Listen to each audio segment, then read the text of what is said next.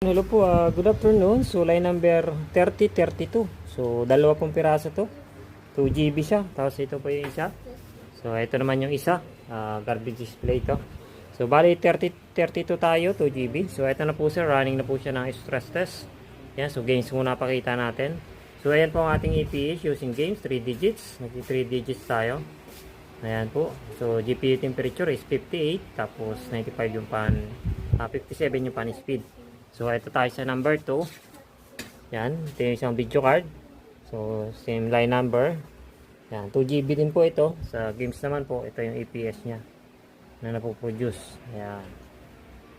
Itong isa, katalastas lang itong isa na to. So, hindi pa rin siya. Line number naman ito na 3228. Yan. So, ayan ang EPS naman niya. So, ito ay 1660 na Zotac din. Okay, so ayan, okay naman siya, di garbage. From garbage split eh.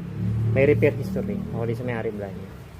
So ito tayo, balik tayo dito sa ano. So via ano po to? Via DisplayPort 8K, ayan, as you can see.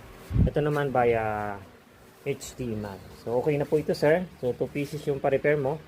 Bali yung isa nito, hindi ko lang matandaan kasi hindi ako nagpalit ng part, pinapalit ko dun sa dalawang technician. Yung isa, pinalitan ng LSC kasi sira yung LSC po. Kumakaragkag.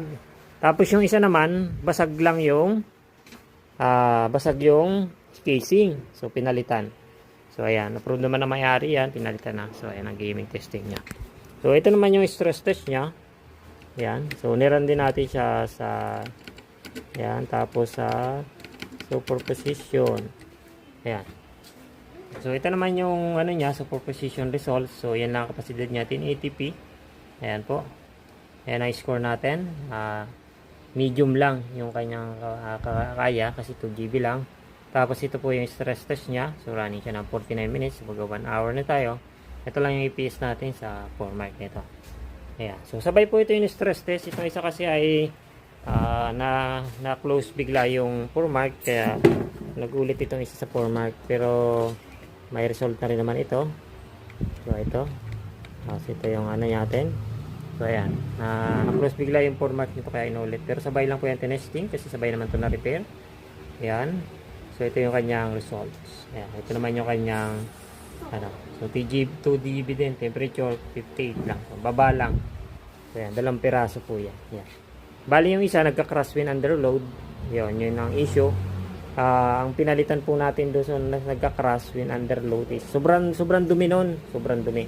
Tapos yung isa naman po pinalitan ng 2 pieces resistor sa VRAM. Tapos